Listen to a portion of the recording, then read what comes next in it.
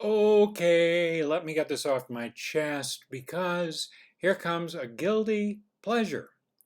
I want you to know that Seven Brides for Seven Brothers, released by MGM in 1954, is one of the most enjoyable movie musicals ever made. But I also want you to know that it's one of the most unapologetically sexist. Am I going to try to convince you that's okay?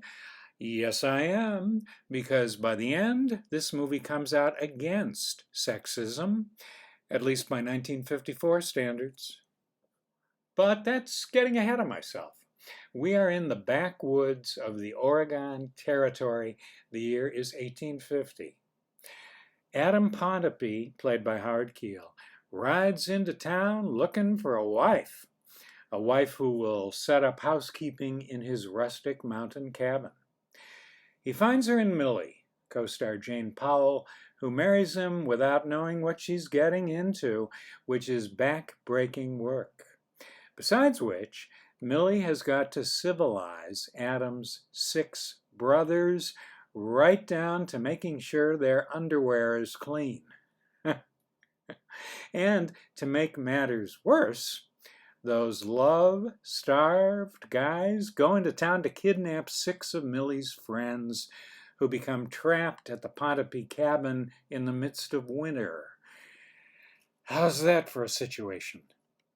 The story can be traced all the way back to ancient Rome and Plutarch's abduction of the Sabine women, but in 1940 it was transported to mid-19th century Oregon by a Pulitzer Prize winner, Stephen Vincent Benet, who cleverly turned Plutarch's Sabine women into the Sabine women. Adam even gets to tell his brothers the story in a very sexist song, which puts them in a kidnapping frame of mind. Benet wrote a lusty, very American story, and it's no wonder MGM producer Jack Cummings was attracted to it. Thanks in no small measure to Rodgers and Hammerstein's Oklahoma in 1943. As we've said before, the years during World War II and its aftermath were filled with what I call the Americana musicals, ranging from Centennial Summer and Meet Me in St. Louis, both films released in 1944, to Broadway's The Music Man in 1957. The original Ado Annie, Celeste Holm, once remarked that Oklahoma reminded us of the democracy we were fighting to preserve. And what the Americana musicals have in common is a portrait of truly united states. Unfortunately, what most of them also have in common is that it was only white people being celebrated. Notable exceptions, Yip Harburg's Finian's Rainbow and Bloomer Girl, but there's not a black face to be found in Seven Brides.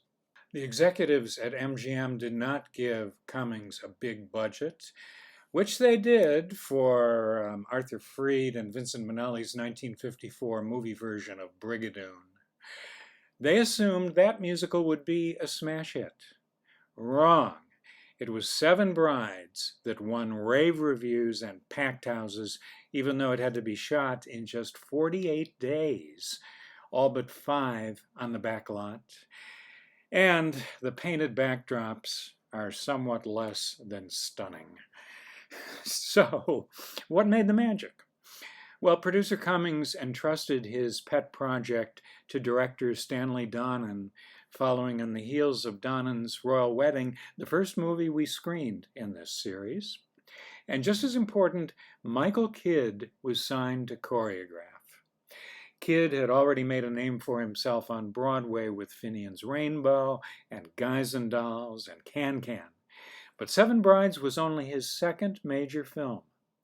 With it, he solidified his reputation as one of our best choreographers, who deserves to be mentioned in the same breath as the 2 famous choreographers from that period, Jerome Robbins and Agnes DeMille.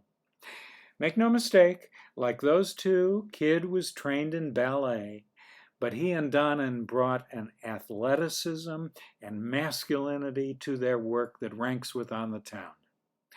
Well, the Seven Brothers are loaded, I mean loaded with testosterone, perfect for this story, though the homophobic suits at MGM were suspicious.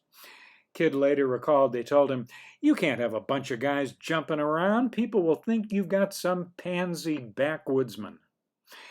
But Kid stuck to his concept, which was groundbreaking, and Seven Brides for Seven Brothers is really what's been called a story dance musical.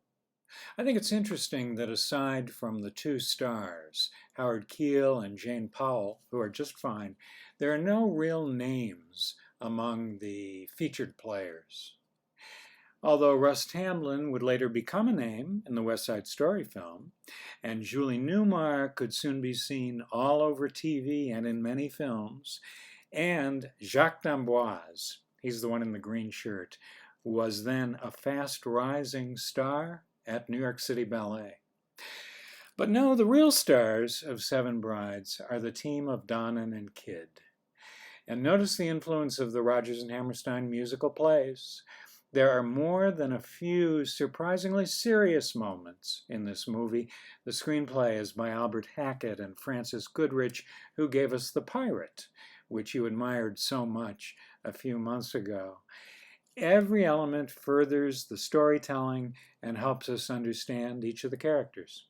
Even the musical's two unequivocal showstoppers, Kidd's barn-raising challenge dance between the brothers and the townies, and his lonesome polecat ballet staged in the snow.